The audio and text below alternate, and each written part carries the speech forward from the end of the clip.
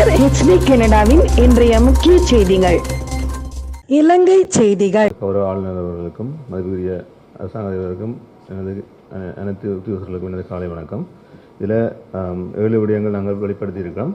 முதலாவது உள்ளக விதியல் பலாலியில் புதிதாக வடிவமைக்கப்பட்ட பலாலி வடக்கு கிராம அலுவலர் பிரிவில் உள்ளக விதிகள் 6 இருப்பதற்காக 17.39 மில்லியன் ரூபாய் விடுவிக்கப்பட்டிருந்தது. அதில் முதற்கட்ட பில் தந்திருக்கினம் 3.4 மில்லியன் ரூபாவுக்கானது. அது இந்த வேலைகள் இதில் மேலே எங்களுக்கு சேவிங்ஸாக ஒரு 3.5 மில்லியனை தவிர மிச்ச நிதி பூர்ணமாக இதண்டப்படும். சேவிங்ஸுக்கும் நாங்கள் திருப்பி அப்ரூவலுக்கு அனுப்பியிருக்கோம். இன்னொரு இணைப்பு விதியை என்றதுக்காண்டி அந்த இதுவும் தர்றதாக சொல்லியிருக்கிறார்கள். ஆனால் அந்த நடந்த 3 வாரமாக இருக்கின்ற மழை தான் எங்களுக்கு ஒரு இடைஞ்சலாக இருக்கின்றது. இருப்பினும் அந்த வேலைகள் முடிவுறுத்தப்படும். மற்ற காணி துப்புரவு ஆகுவதற்காண்டி 234 ஏக்கருக்காக 22 மில்லியன் ரூபாய் அண்மையில் விடுவிக்கப்பட்டது. அந்த வேலைகள் துரிதமாக நடைபெற்று கொண்டிருக்கின்றன. இருந்தாலும் இந்த மழை எங்களுக்கு ஒரு இடைஞ்சலாக தான் இருக்கின்றது. மற்றது பொதுமக்கள்கிட்ட அதில் சின்ன ஒரு இடைஞ்சல் இருக்கிறது. காணி உரிமையை உறுதிப்படுத்துறதால சின்ன தாமதம் ஏற்பட்டது. அதன் அடிப்படையில் இப்போ பொது அமைப்புகளோடு இணைந்து பிரதேச செயலகம் இணைந்து அந்த துப்புரவு பணிகள் துரிதப்படுத்தப்பட்டிருக்கின்றன. அதிலேயும் எங்களுக்கு பிரச்சனை இல்லை. மற்றது தெண்டங்கதவர்களுக்கான வீட்டு திட்டம் இது ஜனாதிபதி செயலகத்தால் 300 வீடுகள் தரப்பட்டது. அதுக்கான ஒதுக்கீடுகள் முதல் கட்டம் வந்து முழுமையாக விடுவிக்கப்பட்டு அது பயன்படுத்தப்பட்டிருந்தது. 2ஆம் கட்ட இது அண்மையில் தான் இந்த ஒதுக்கீடு கிடைக்கப்பட்டது. எனவே 2ஆம் கட்ட ஒதுக்கீடு நாங்கள் கோரியிருக்கின்றோம். அதுவும் இந்த ஆண்டு இறுதிக்குள்ளே வந்து பயனாளிகளுக்கான கணக்குக்கு விடுவிக்கப்படும். மற்றது நகராபிவிருத்தி அமைச்சின் கீழையும் எங்கள் 192 வீடுகள் 1 மில்லியன் ரூபாய் பொறுமதியான வீடுகள் தரப்பட்டன. அதுக்கான ஒதுக்கீடுகளும் பெறப்பட்டு வேலை நடைபெற்று கொண்டிருக்கின்றது.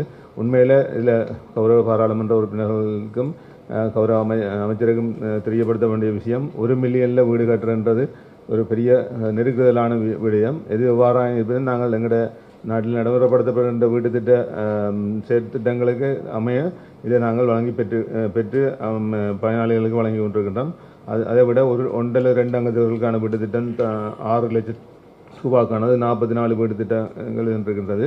அதில் இந்த மேலே பூர்ணப்படுத்த முடியாத கிடந்த வீடுகளை அதில் நாங்கள் செய்து அதை நிறைவேற்றி கொண்டிருக்கின்றோம்.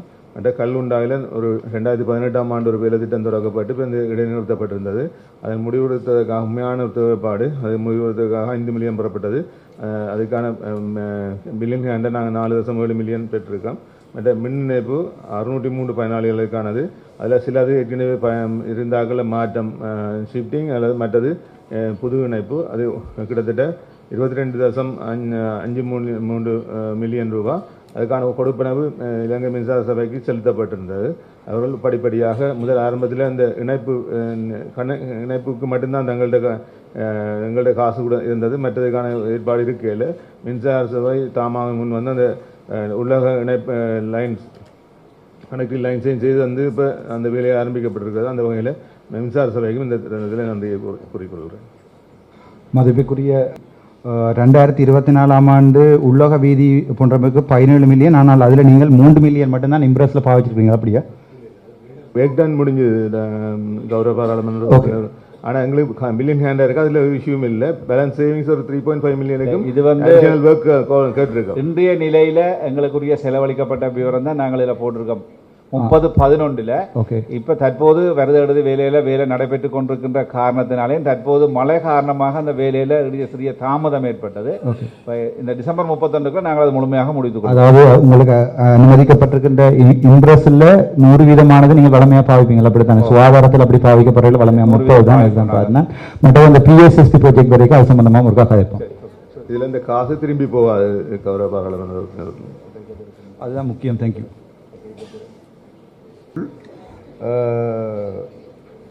விவசாயத்தில் ஏற்பட்ட நட்டம் அல்லது பயிரழிவு சம்பந்தமாக அரசாங்க அதிபர்களும் அதே நேரத்தில் பிரதேச செயலாளர்களும் சரியான தரவுகளை எங்களிடம் தாங்க.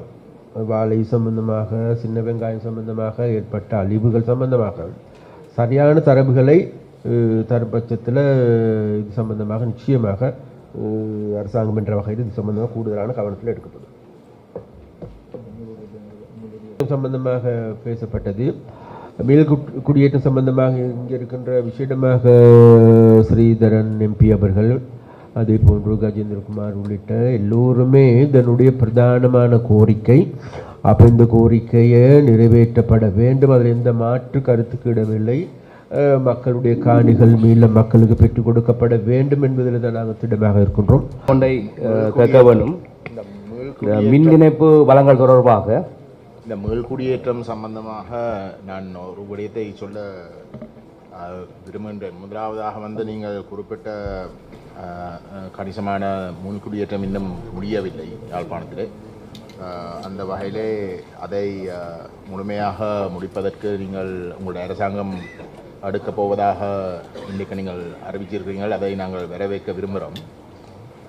குறிப்பாக சொல்ல விரும்புகிறது இந்த இப்போ தையட்டியிலே ஒரு சிலருடைய தனியார் காணியிலே உண்மையிலே சட்டவிரோதமாக ஒரு ஒரு புத்த கோயில் ஒன்று கட்டப்பட்டிருக்கிறது. அதில் இருக்கிற சிக்கல் அந்த கோயிலுக்கு காணி தையட்டியிலே இருக்கத்தக்கதாக தனியாருடைய காணிகளை பிடித்துத்தான் எந்த விதமான அனுமதி இல்லாமல் கட்டப்பட்டிருக்கிறது. இந்த ஒருங்கிணைப்பு குழு கூட்டம் இதுக்கு முதல் கடந்த பாராளுமன்ற தேர்தல் பாராளுமன்றம் இயங்கின பொழுது ஏகமனதாக இந்த ஒருங்கிணைப்பு குழு கூட்டத்திலே உங்களுக்கு முன்னைய தலைவராக இருந்த அமைச்சரும் இருக்கத்தக்கதாக அந்த விடயம் ஆராயப்பட்டு அதனுடைய உண்மைத்தன்மைகள், அதாவது அது தனியாருடைய காணி என்றதை உறுதிப்படுத்த இடத்திலே அது விடுவிக்கப்பட வேண்டும் என்ற முடிவும் எடுக்கப்பட்டது. அப்படி இருக்கவும் இதுவரைக்கும் அந்த விசாரணை தொடர்பாக எந்த விதமான அறிக்கையும் இதுவரைக்கும் இந்த ஒருங்கிணைப்பு குழு கூட்டத்துக்கு சமர்ப்பிக்கப்படவில்லை. ஏகமனதாக பல தடவைகளாக எடுக்கப்பட்ட அந்த தீர்மானம் நடைமுறைப்படுத்தாமல் இருப்பது ஒரு பொருத்தமற்ற செயல். அந்த வகையில் இந்த மீள்குடியேற்றம் சம்பந்தமாக உங்களுடைய அரசாங்கம் எடுக்கின்ற இந்த செயல்பாடுகளிலே சட்டவிரோதமாக இராணுவத்தால் ஆக்கிரமிக்கப்படுகின்ற அந்த பிரதேசங்களை விடுவிக்கிற நேரத்தில் இவ்வகையான விடயங்களும் நிச்சயமாக உள்வாங்கப்பட வேண்டும் என்று நான் தாழ்மையாக உங்களிடம் கேட்டுக்கொள்கிறேன். இதிலே இனவாதமோ மதவாதமோ கிடையாது. ஒரு தனிநபர்களுடைய காணியில் சட்டவிரோதமாக யார் எதையும் செய்தாலும் அதை ஏற்றுக்கொள்ளக்கூடிய ஒரு விஷயம் அல்ல.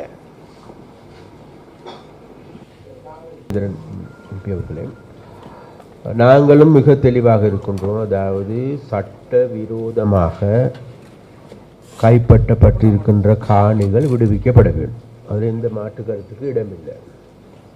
அப்போ இது சம்பந்தமாக நாங்கள் இன்றைக்கு அதாவது இப்போ இந்த முறை நாங்கள் எங்களோட கேபினெட்லையும் கூட பேசப்பட்ட விடயம்தான், அவ்வாறு இராணுவத்தால் அபரிமிதமாக கைப்பற்றப்பட்டிருக்குமாக இருந்தால் அப்போ அந்த காணிகள் தொடர்பான பூரணமான விவரங்கள் எங்களுக்கு நாங்கள் கேட்டிருக்கிறோம். ஒன்று. இரண்டாவது, அது இராணுவத்துக்கு தேவையா இல்லையா, தேவைப்பாடுண்டா என்ன, ஏன் எதனால் அப்படி கேட்கின்றீர்கள் என்பதையும் நாங்கள் பூரணமான அறிக்கை ஒன்றையும் கேட்டிருக்கின்றோம். நிச்சயமாக நாங்கள் அதில் எடுத்துக்கொண்டாப்ப இராணுவத்தில் எடுத்துக்கொண்டாலும் கூட 190% காணிகள் அவர்கள் விடுவிப்பதற்கு தயாரான நிலையில தான் இருக்கின்றார்கள். அப்போ அந்த வகையில் நிச்சயமாக நீங்கள் ஏற்கனவே எடுத்திருக்கின்ற முடிவு இருக்கின்றது. எம்பி கஜேந்திரன் சொன்ன மாதிரி அப்போ அந்த முடிவுகளை நாங்கள் தொடர்ச்சியாக முன்கொண்டு செல்வோங்கிறது தான் என்ற நிலைப்பாடு. இதில் பலரங்களிடம் கேட்கின்றார்கள், காணிகள் நிரந்தரமான காணிகள் சொந்த காணி இல்லாதவர்களுக்கு மின்சார இணைப்புகள் வழங்கப்படுவது இல்லை என்று சொல்லியும், அதேபோன்று வறுமைக்குட்பட்ட மக்கள் புதிதாக மின்சார இணைப்பை பெற்றுக்கொள்வதற்கு பெருமளவிலான பணத்தை செலவிட வேண்டியிருக்கிறது. அதுக்கேற்ற அதை நிவர்த்தி செய்வதற்காக விசேட ஏற்பாடுகள் ஏதும் வழங்கப்படுகின்ற அந்த 2 விடயங்களையும் நான் இதிலே கேட்க விரும்புகின்றேன். மீள்குடியேற்ற பிரதேசமாக மொத்தமாக இலங்கை மின்சார சபையினுடைய பிரதி பொது முகாமையாளர் அவர்கள்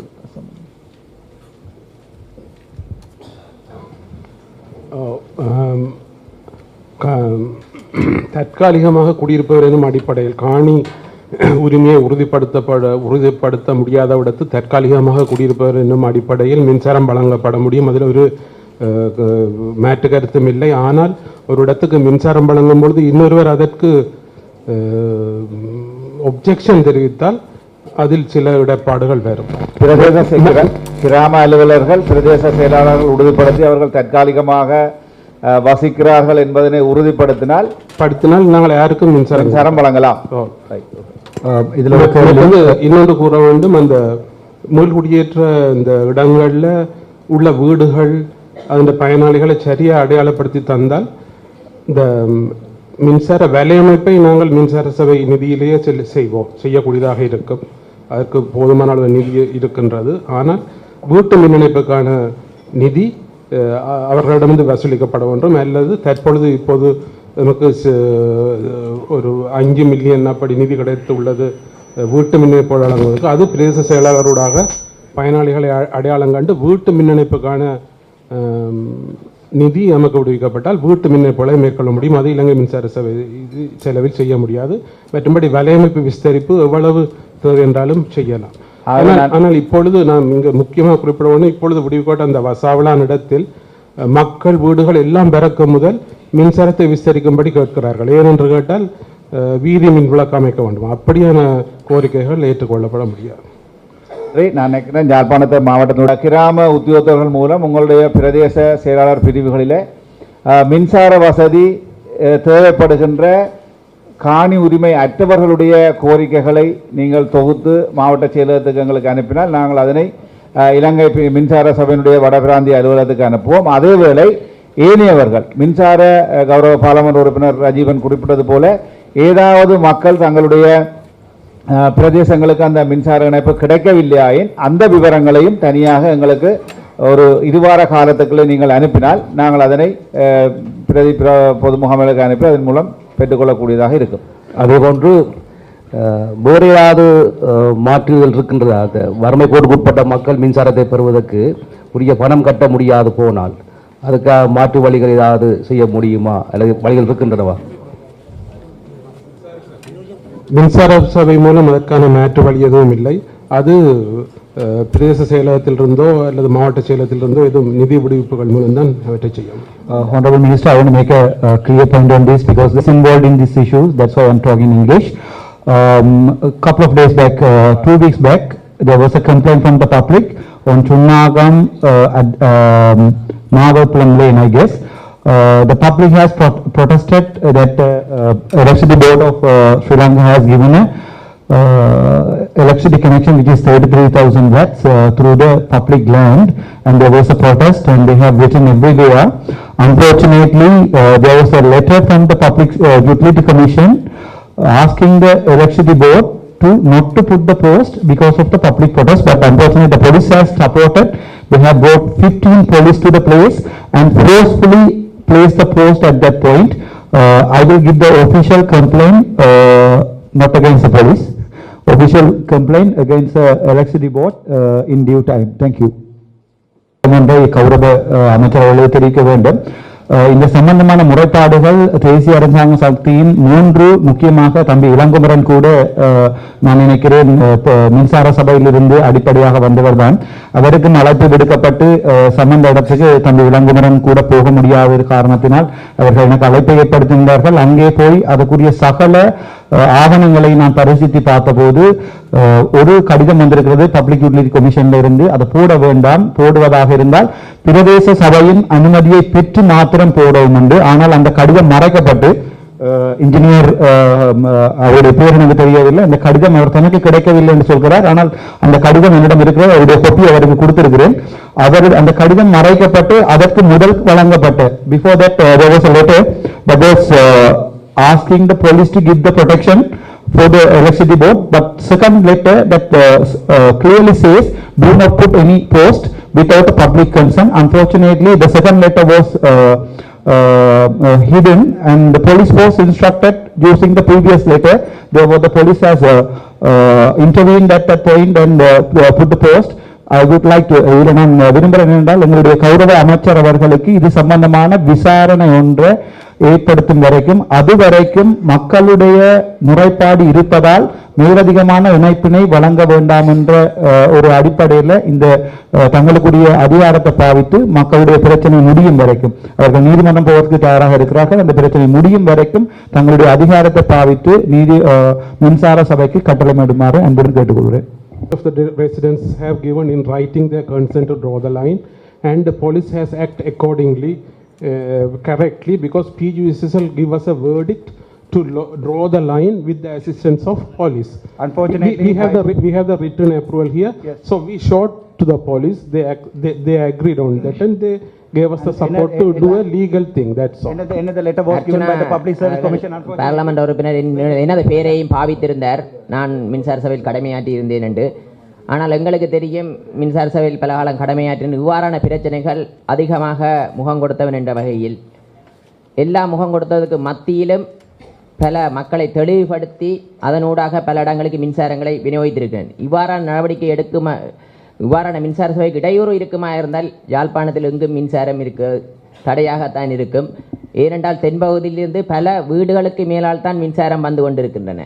அபிவிருத்தி என்ற பொருள் அவர்கள் அதில் தொழிற்சாலை ஒன்று அமைப்பதற்காக எலக்ட்ரிக்கல் ஃபிட்டிங் கம்பெனி ஒன்று அமைப்பதற்காக எடுத்திருந்தார்கள். இருபக்கமும் முரண்பாடுகள் இருக்கிறது. ஒரு சாரார் அதுக்கு ஆதரவு தெரிவிக்கின்றார்கள், ஒரு சாரார் எதிர்ப்பு தெரிவிக்கின்றார்கள். ஆனால் இதை பூரணமாக விசாரித்து முகம் கொடுக்கணும். இது 5ஆம் மாதத்திலிருந்து சென்ற வருடம் 5ஆம் மாதத்திலிருந்து மின்சார இணைப்புக்காக அப்ளை பண்ணி இவ்வளவு காலம் இந்த பிரச்சனை இருந்தது. அதன் நிமித்தமாக மின்சாரத்தை 5ஆம் மாதம் பணமும் செலுத்தி இருக்கிறார்கள் மின் இணைப்புக்காக. அதன் பிறகு இது இவ்வளவு காலம் இழுவட்டு இப்போதுதான் அது நடைமுறைப்படுத்தப்படும். பல எதிர்ப்புக்கு மத்தியில் இது தடைப்பட்டு இருந்திருக்கிறது.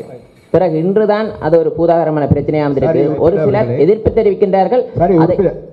பிரதேச சபை இருக்கிறீங்களா? பிரதேச சபைகள் இருக்கா? Sir, 1 minute. I just want to intervene. The director of the what do you call that electricity board has sorry தமிழ்ல சொல்றேன். அவர் வந்து சொல்லியிருக்கார் அதில் 80% மக்கள் சைன் பண்ணியிருக்கிறார்கள் என்று. ஆனால் 15 வீட்டில் 2 வீட்டில் மட்டும் வற்புறுத்தி சைன் பண்ணியிருக்கிறார்கள். மித்தம் 13 வீட்டில் யாருமே சைன் வைக்கவில்லை. பாதையால் வந்தவர்கள் போனவர்கள் எல்லாம் சைன் வேண்டியிருக்கிறார்கள். அது சம்பந்தமாக காலமே எனக்கு அறிவிக்கப்பட்டிருக்கிறது. இப்போது தேசிய அரசாங்கம் மக்களின் நம்பிக்கையின் அடிப்படையில் மக்களுக்கு வாக்களித்தது இவ்வாறான அரசு அதிகாரிகளுக்காக சப்போர்ட் பண்ணுவதற்காக இல்லை. அங்கே ஒரு பொதுமனாவது பாதிக்கப்பட்டிருந்தால் அந்த பொதுமனுக்கான நியாயம் கிடைக்க வேண்டும் என்ற அடிப்படையில் மாத்திரம்தான் தேசிய அரசாங்கத்துக்கு மக்கள் வாக்களித்திருந்தார்கள். இப்போது இவ்வாறு தானும் வேலை செய்கிறேன், அங்கே தான் வேலை செய்கிறேன் என்ற அடிப்படையில் வீடுகளுக்கு மேலால் கூட நாங்கள் கொடுக்கலாம் என்றது அரசாங்கம் மக்களுடைய கருத்தை இனிமேலும் கேட்காது என்பதற்குரிய பதிலாக தமிழ் மக்களுக்கு இதை சொல்லி வைக்க விரும்புகிறேன். நன்றி. நான் இந்த மின்சாரத்தை எடுக்கும்போது பல இடையூறுகள் வரும். ஆனா மக்களோட கருத்துக்களை மந்திரத்தில் கேட்க வேண்டிய பிரதேச சபையின் கருத்துக்கள் சொல்லுங்க. வணக்கம் சார், நான் வெளிகாம் வடக்கு பிரதேச வேண்டும். நிதி மூலம் வந்து என்ன வழிகிறார் கதாபிமானம் எல்லாம் வழிகிறாரு. அப்போ இந்த சபையில் பல சந்தர்ப்பங்களை நாங்கள் சொல்லியிருக்கோம். ப்ரொப்போனன்ஸுக்கு டிரான்ஸ்லேஷன் போடுங்க. அப்போ இது இங்கேயே எல்லாம் நடக்காது. தயவு செய்து இந்த விடயத்தை உதாரணத்துக்கு பேங்கர் சொல்ல இலங்கை வங்கி தமிழில் தான் இருக்குது, பீப்புள்ஸ் பேங்க் மக்கள் வங்கி தமிழில் இருக்குது. இதில் என்னன்னு தெரியல. அஸ்டமேக்கு நாங்கள் ஏதோ நலன்புரியன்றதோ மாற்றி தமிழில் போடுறோம். தயவு செய்து ஒரு கொள்கை ரீதியாக அமைச்சரவையில் முடிப்பு எடுக்க வேணும். தமிழுக்கு தமிழ் சிங்களத்தில் போடுங்க, உங்களை சிங்களம் அது பிரச்சனையே இல்லை. ஆனால் அதனுடைய தமிழாக்கம் தமிழில் இருக்கணும். தமிழுக்கு தானே இது என்ன பிமாவேலாம் நிலம் இன்னும் எனக்கு தெரியல. பிமா அந்த நிலம் அது இட்ஸ் ஓகே. அப்போ இது வந்து கௌரவ அமைச்சருக்கனுடைய வேண்டுகோள். இது ஒரு அரசாங்கத்தில் தீர்மானமாகும். நீங்கள் அந்த சிங்கள பேர் இருந்தாங்க ஆட்சேபம் இல்லை. ஆனால் அதில் அதற்கான மொழிபெயர்ப்பு தமிழில் வரட்டும். நான் சொன்ன மாதிரி தயவு செய்து கௌரவ அமைச்சர் அவர்கள் இதை கவனத்தோடு தான் கொடுங்க. நாங்கள் பல்வேறு இனங்கள் வாழ்கின்ற நாடு என்ற அடிப்படையில் மும்மொழிகளும் போட்டால் நின்று, ஆனால் இந்த வகையான ப்ரொஜெக்டுகளை சில நேரங்களில் கல்வி அறிவிட்ட பல அரசியல்வாதிகளுக்கு வாசிக்கக்கூடிய கூட முடியாதா இருக்கும். ஆனால் பொதுவாக ஆங்கிலத்தில் இருந்தால் நாங்கள் அதை எங்கேயும் கொண்டு கதைக்கலாம் என்று எல்லாருக்கும் அரசியல்வாதிக்கு இருக்கு. விஷயம் அது வேற விஷயம். எனக்கு 3 பாஷையும் தெரியும், நான் 3 மொழிகளும் பேசுவேன். இதுல நான் சொல்றது எந்த பாஷையும் போடுங்கோ. Right, okay. அது என்னென்றால் உண்மையில அந்த அது சரி இதே பூமி என்று அல்ல இல்லைன்னா திட்டங்கள் நடைமுறை முக்கியமான பாராளுமன்றத்தில் கூட உங்களுடைய பாராளுமன்ற உறுப்பினர்கள் அங்கே இருக்கிற பாராளுமன்ற உறுப்பினர்களோட தமிழில் மட்டும்தான் கலைப்பார்கள். எல்லா நேரமும் டிரான்ஸ்லேட் பண்ண மாட்டார்கள். ஆகவே தயவு செய்து மற்றவர்களுடைய இன ஒற்றுமைக்காக அவர்களுடைய மொழியையும் படிக்குமாறும் அன்புடன் கேட்டுக்கொள்கிறேன். මේක සිංහල අපි පාර්ලිමේන්තුවේ සමහර වෙලාවට කතා කරන සිංහලයි. එතකොට භාෂාව තුනම තියාගත්තොත් අපිට කතා කරන්න පුළුවන් නම් ඉස්සරහට මොනවාරි කරගන්න පුළුවන්. නැත්නම් අපිට දෙමළ ඕනේ කියලා හිතේ කවදාවත් මුකුත් කරන්න බෑ. එතකොට හැම බෙඩ කඩුවත් අපිට අමාරු වෙනවා. එතකොට මට කැමති අපේ පාර්ලිමේන්තු මන්ත්‍රීලාට පුළුවන් නම් අනිත් லாங்குவேஜ் போட்ட කියලා දෙන්න. Thank you. ரைட். இதுல நாங்கள் என்னென்னால் இதுல உண்மையில அந்த திட்டத்தின் பெயர் அந்த சொல்லில வந்தபடியால நாங்கள் அதை அப்படியே போட்டிருக்கோம். நாங்கள் இனி வருங்காலங்களில் இதே பூமின்னு நாங்கள் அதை கவனம் எடுக்கிறோம். இந்த அடுத்த கட்டம் 21/11 உங்களுடைய நான் நினைக்கிறேன் மின்சார சபை தலைவர்களாக அவர்களுக்கு தெரிவிக்கப்பட்டிருக்கோம் நினைக்கிறேன். அது சம்பந்தமாக நம்முடைய ஆவணங்களை சமர்ப்பிக்க முடியும். இங்கே மின்சார சபை தாந்தோன்றித்தனமாக குற்றச்சாட்டு தலைவர் கட்டுப்படுத்த வேண்டும். மிகவும் பெரிய தகவலை இந்த சபையில் கூறும் பொழுது அனைவரும் செய்ய எடுக்கும் பொழுது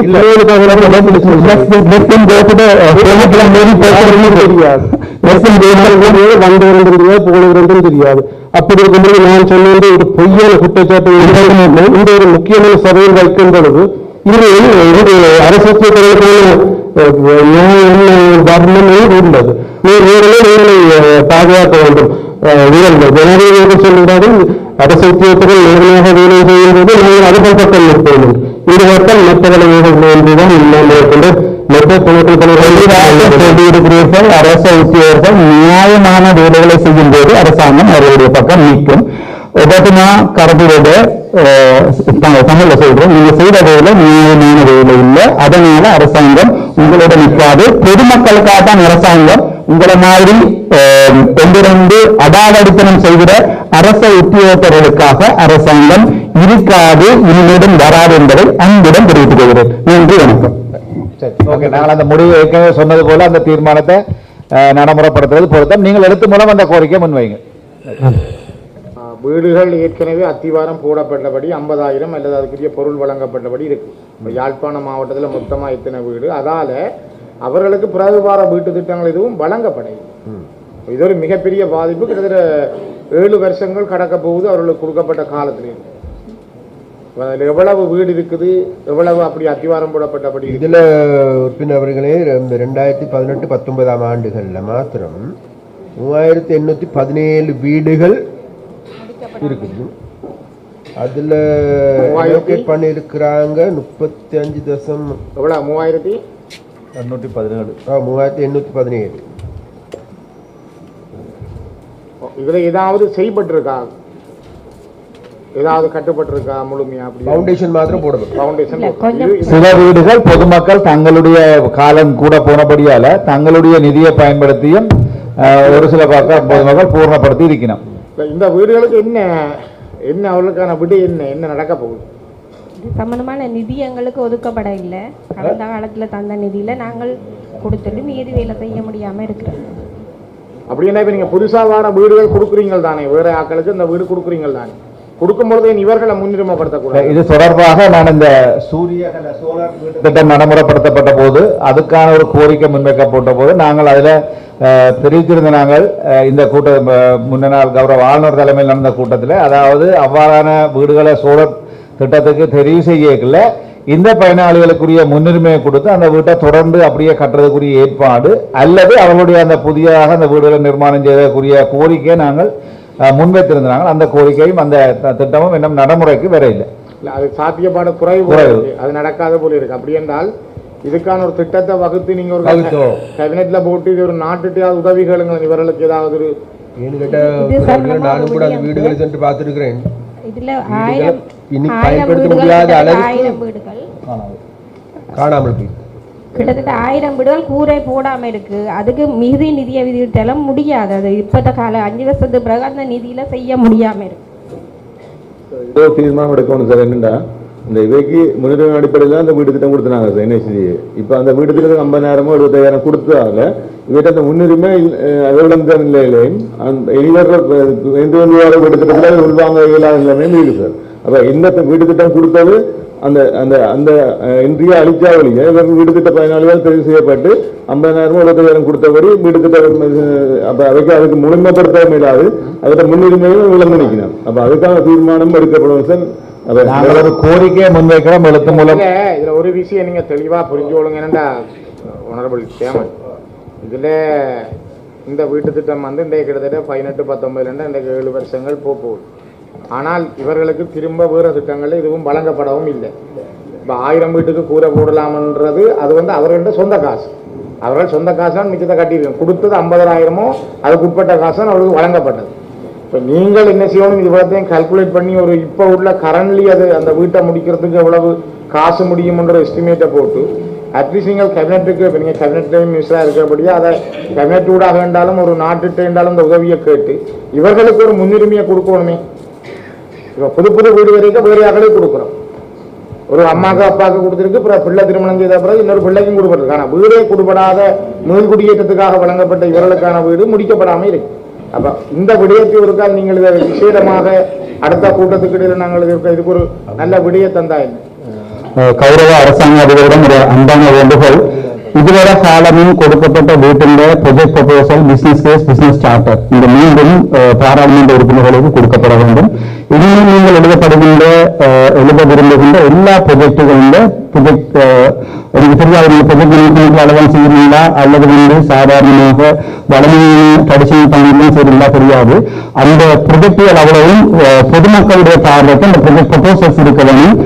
ஒரு செலக்ஷன் கிரைட்டீரியா நீங்கள் போடுறீங்கன்னா இந்த செலக்ஷன் கிரைட்டீரியா இருக்க வேண்டும். அதுக்குரிய மொத்த பட்ஜெட் இருக்க வேண்டும். அதுக்குரிய எக்ஸ்பெண்டிச்சர்ஸ் நேரம் கொடுபட வேண்டும். அப்போது அரசாங்கத்தில் ஒரு நல்ல நம்பிக்கை வந்து பொதுமக்களுக்கு வரும். அது இந்த தேசிய அரசாங்கத்துக்கு நல்ல விஷயமாக நினைக்கிறேன். அதுக்கு நீங்கள் சப்போர்ட் பண்ணி நினைக்கிறேன். அதை ஒரு எல்லாமே ஹார்ட் காப்பியில் அடித்து பின்னி வீட்டுக்கு அனுப்பாம தேவையான யார் போட்டாலும் ஒரு இமெயில் அட்ரஸ்ல அந்த ப்ரொபோசலை சென்ட் பண்றதுக்கு ஒரு யாரும் போகாது. அது செய்கிறது ஒரு வெளிப்படைத்தன்மையாக இருக்கும். அதுக்கு ஏதாவது உதவிகள் உங்களுக்கு தேவைப்பட்டால் என்னுடைய மாஸ்டர்ஸ் ப்ரொஃபஷன் செய்திருக்கிறேன். என்னையில எந்த செலவும் இல்லாமல் உங்களுக்கு உதவி பண்ண முடியும்.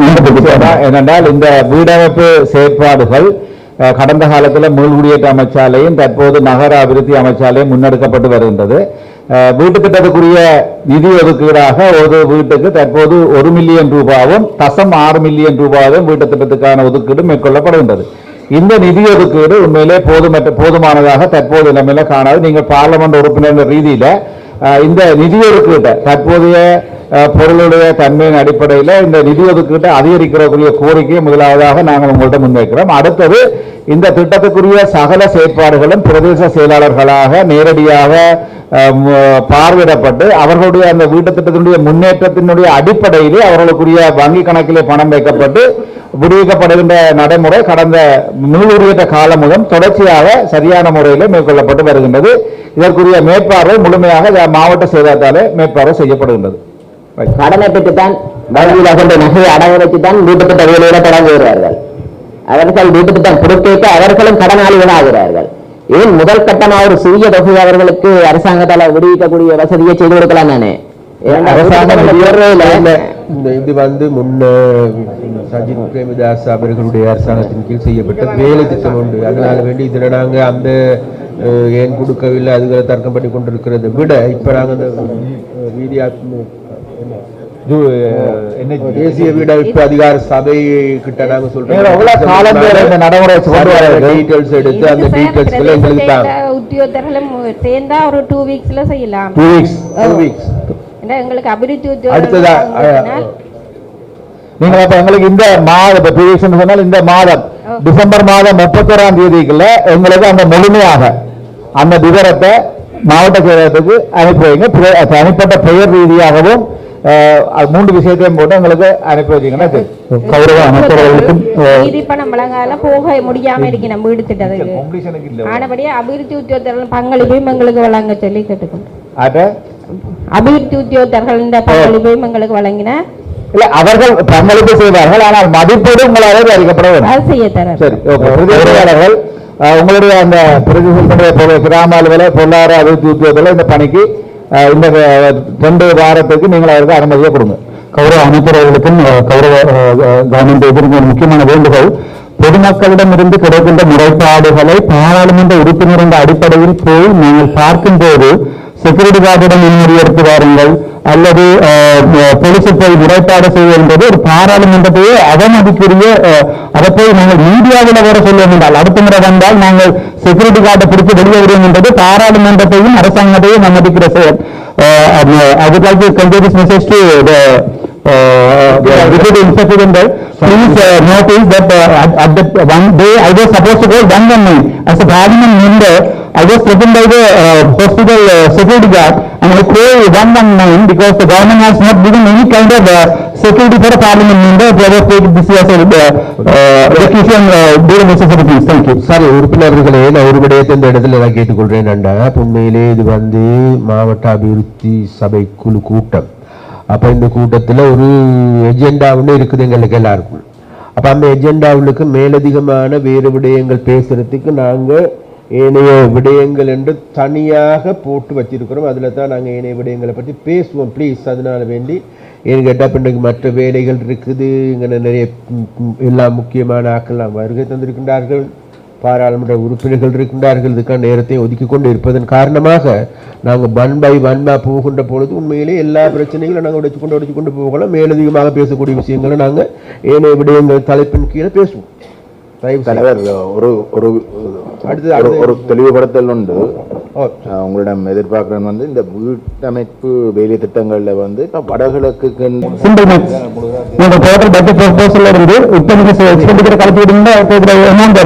அதுக்குத்தான் நான் ஏற்கனவே சொல்லி இருக்கிறேன். பிரைஸ் எஸ்கலேஷன் என்னபடியா 2019ஆம் ஆண்டோட நாங்க செய்யப்பட்ட அந்த எஸ்டிமேட்டை நாங்க இப்ப கன்சிடர் பண்ணி இல்ல, அது ஃபேஸ் 1க்கு மட்டும்தான் பார்க்கப்பட்டது. தெரியும், ஆனா கன்சல்டன்சி சர்வீஸ் அதுக்கும் கொடுக்க வேண்டி இருந்தபடியா எங்களுக்கு மினிஸ்ட்ரியால ஆர்டர் வந்தது. ஃபேஸ் 1 ன்னு சொல்லி நாங்க பிரையாரிட்டைஸ் பண்ண ஏரியாக்கு மட்டும் தான் அதுக்கு செய்யணும். இந்த டோட்டல் ப்ராஜெக்ட்ல எஸ்டிமேட்ல பிரைஸ் எஸ்கலேஷனுக்கு கட்டாயமா அதுல ஒரு பெர்சன்டேஜ் ஆட் பண்ணி அந்த பெர்சன்டேஜ் ஒரு செட் தான் டோட்டல் ப்ரொபோசல் செய்யணும். நான் உங்களுக்கு பெரிய தடவை பார்த்து சொல்லுங்க. நன்றி. சாரி, இது மெகா ப்ராஜெக்ட் என்னபடியா எங்களால முழு கட்டுமானத்துக்குமான ரிவைஸ் எஸ்டிமேட் செய்யறதுக்கு பெரிய ஒரு காஸ்ட் கன்சல்டன்சி சர்வீஸ் கொடுக்க வேண்டி இருக்கிறபடியா தான் அது செய்யப்படுது.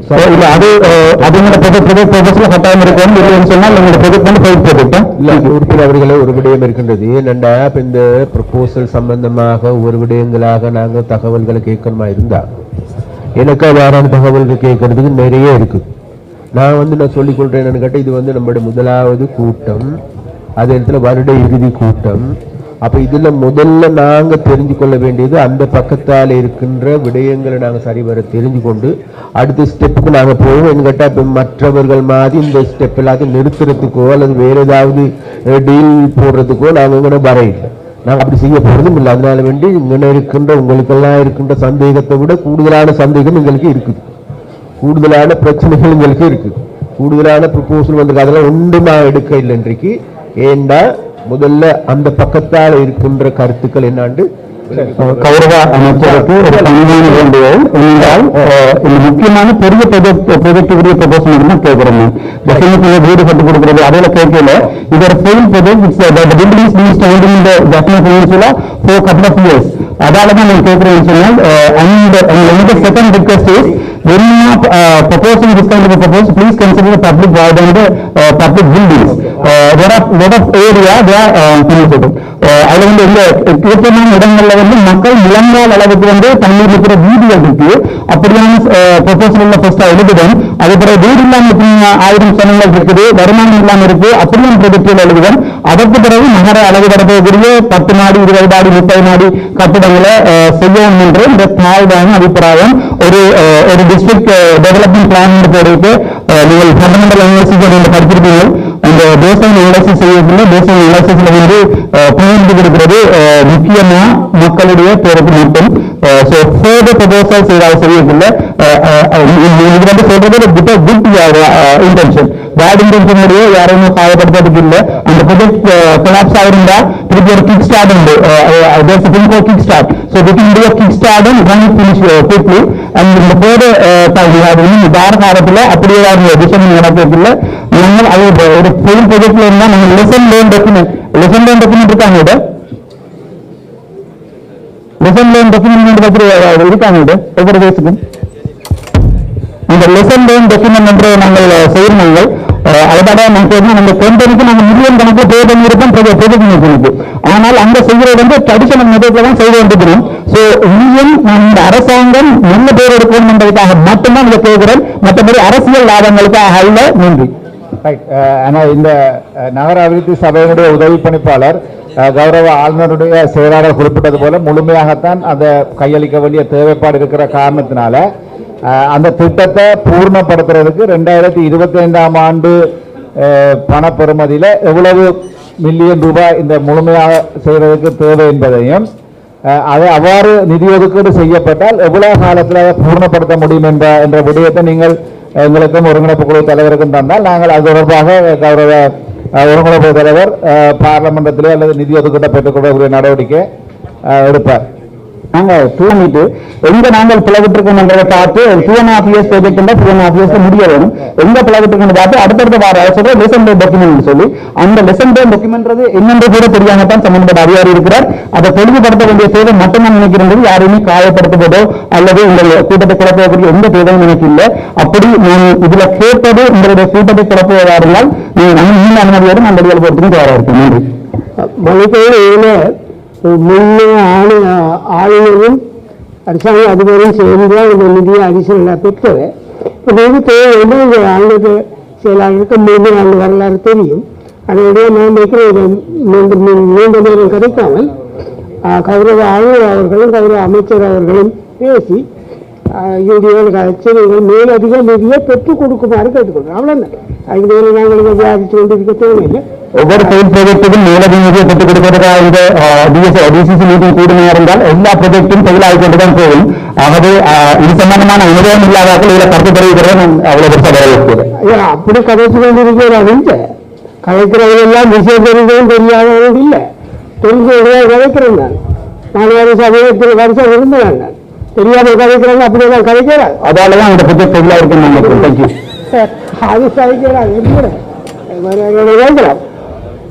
ஆளுநருக்கு தெரியும், எனக்கு தெரியும்.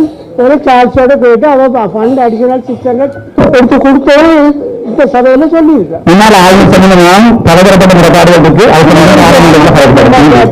அபிஷேக பற்றி நான் இங்க கதைக்க வரையில்லை. அது என்னுடைய ஜப்பும் இல்லை. அது பியூரோக்ராட் அண்ட் பொலிட்டிஷியன். ஆல்ரெடியா நான் சொல்றேன். ஆளுநர் இருக்கிறார், ப்ரொடியூசருடைய ஃபாலோ பண்ணுவார். செக்ரட்டரிக்கு தெரியும், ஹிஸ்டரி.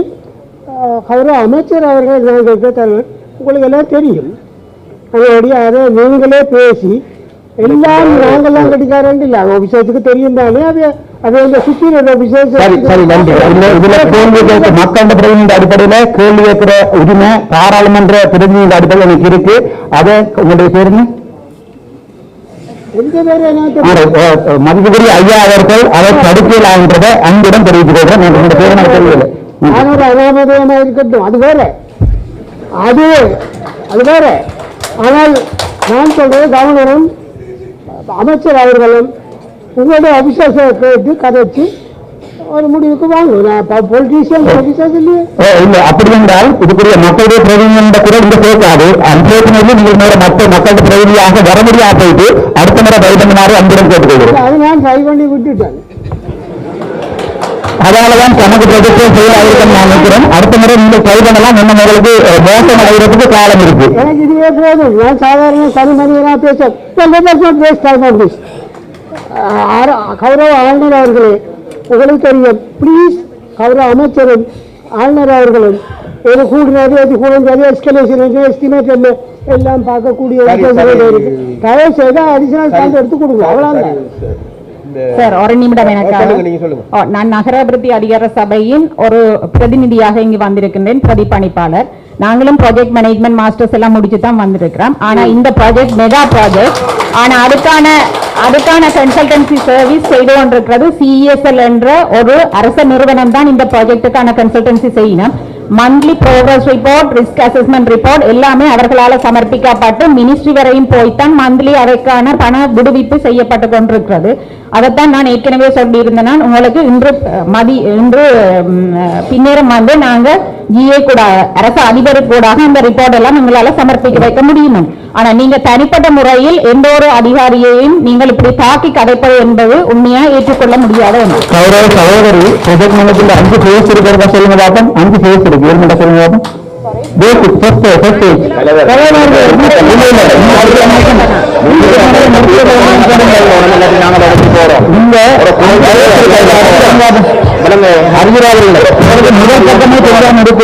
நடந்து கொள்ள தெரியாட்டி வந்து அவமதிப்பதாகவே கருதுகின்றேன். இதில் நான் விவாதிக்க வரவில்லை.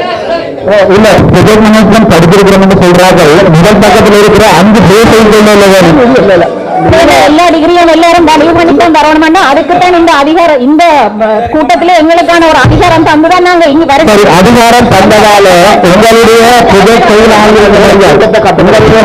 செயலாளர்களுடைய மக்கள் பிரச்சனையில பாதித்திருக்கிறதாலதான் பொது பணத்தை விரயம் செய்கிறது என்ற அடிப்படையில் மாத்திரமே உங்களோட கேள்வி கேட்கணும். உங்களுடைய கேள்வி கேட்கிற அதிகாரம் மக்கள் பிரதிநிதி அடிப்படையில் இணைப்பிருக்கு. அதை நீங்க சரியாக அறிஞ்சிருங்க.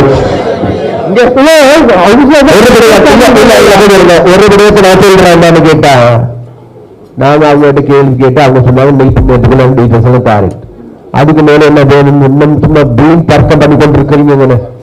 உங்ககிட்ட வந்து ஒருங்கிணைப்பு கூட்டமா அல்லது வேற விதமான பிரச்சனை வருதான் நமக்கு.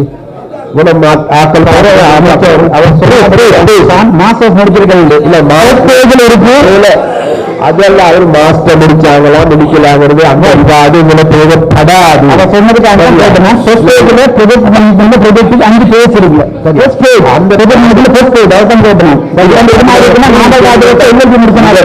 இந்த ஒருங்கிணைப்பு கூட்டத்தில் ஏன்னு கேட்டா மற்றவர்கள் பார்த்து கொண்டிருக்கின்றார்கள். இதுக்கு டைம் போய் கொண்டிருக்கின்றது. சரியா? அது அதனால இதை குழப்பணும் என்று நினைக்காங்க. சரியா?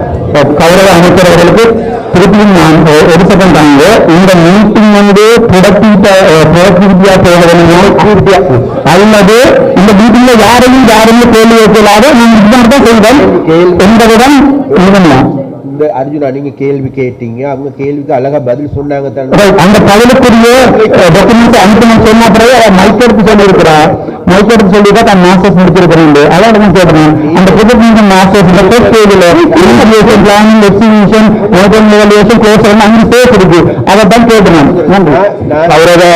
உங்களோட அதாவது பாராளுமன்ற உறுப்பினர்களுடைய உரிமையை பாதுகாப்பது போலவே இங்க இருக்கின்ற அரசியல் அரசு அதிகாரிகளுடைய உரிமையை நான் பாதுகாக்க வேண்டிய கடப்பாடு இருக்குது.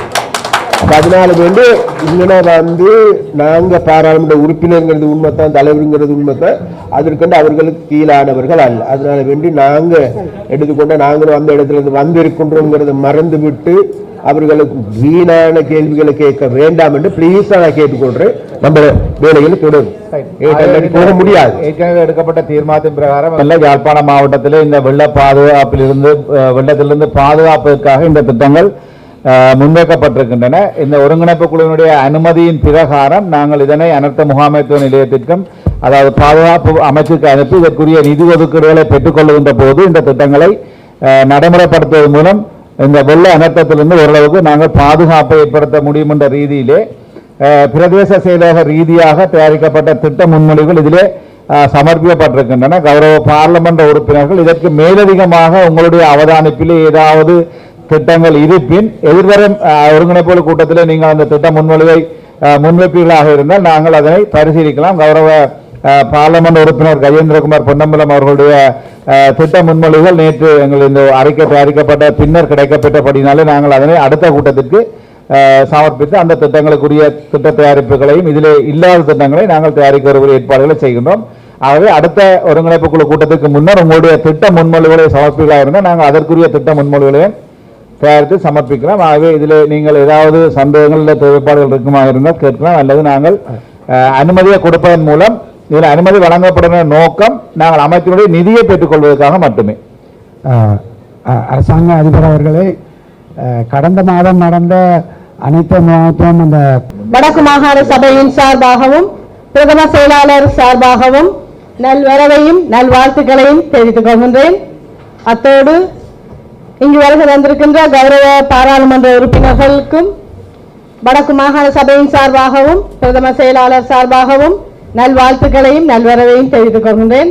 இன்றைய தினம் பிரதம செயலாளர் அவர்கள் முக்கிய கலந்துரையாடலுக்கு செல்ல வேண்டியிருக்கின்ற காரணத்தினால் இங்கு வர முடியவில்லை என்ற அந்த செய்தியையும் சொல்லிக்கொண்டு எங்களுடைய வடக்கு மாகாணத்தினுடைய நிதி 2024 ஆண்டுக்கான திட்டங்கள் தொடர்பாக பார்ப்போம். நெக்ஸ்ட், உள்ளாட்சி அமைச்சு, விவசாய அமைச்சு, கல்வி அமைச்சு, சுகாதார அமைச்சு, மகளிர் விவகார அமைச்சுக்கான நிதி ஒதுக்கீடுகளை நீங்கள் பார்க்கக்கூடியதாக இருக்கும். அந்த வகையில் மொத்த ஒதுக்கீடாக 597.794 மில்லியன் ஒதுக்கீடு செய்யப்பட்டு இற்றவரை 294.434 மில்லியன் செலவு செய்யப்பட்டிருக்கு. இது கொடுப்பனவு செய்யப்பட்ட உறுதிச்சீட்டுகளின் அடிப்படையில் போடப்பட்ட முன்னேற்றம். ஆயினும் பௌதிக ரீதியாகவும் நிதி ரீதியாகவும் இதன் முன்னேற்றம் 2024 ஆண்டு 31 டிசம்பர் மாதம் நிறைவு செய்வதற்கான முழு ஏற்பாடும் செய்யப்பட்டிருக்கின்றது. இது தொடர்பான விவரங்கள் உங்களுடைய கோவைகளில் வழங்கப்பட்டிருக்கு. இது தொடர்பான விளக்கங்கள் ஏதும் தேவையாயின் நீங்கள் கேட்கும்போது அதற்கான திணைக்கள தலைவர்கள் இங்கு இருக்கின்றார்கள். அவர்கள் அதற்கான பதில்களை உங்களுக்கு தரக்கூடியதாக இருக்கும். நன்றி.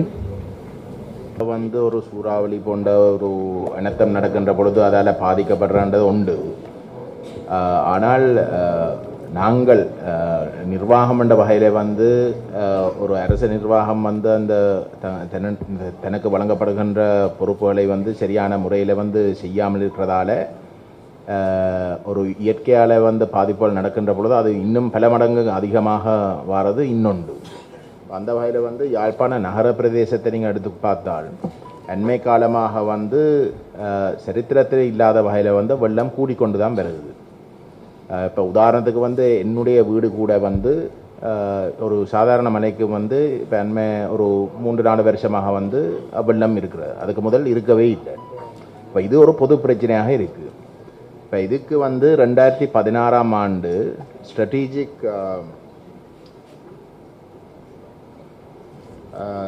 ஸ்ட்ராட்டஜிக் சிட்டி டெவலப்மெண்ட் ப்ராஜெக்டுக்கு கீழே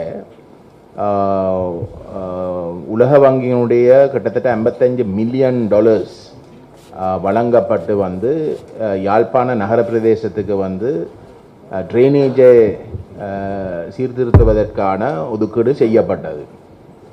அது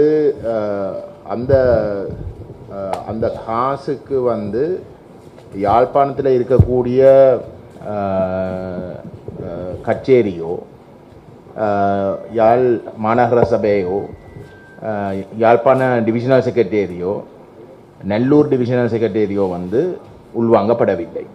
மாறாக வந்து யூடிஏ வந்து கொழும்பால தனியே செய்தது.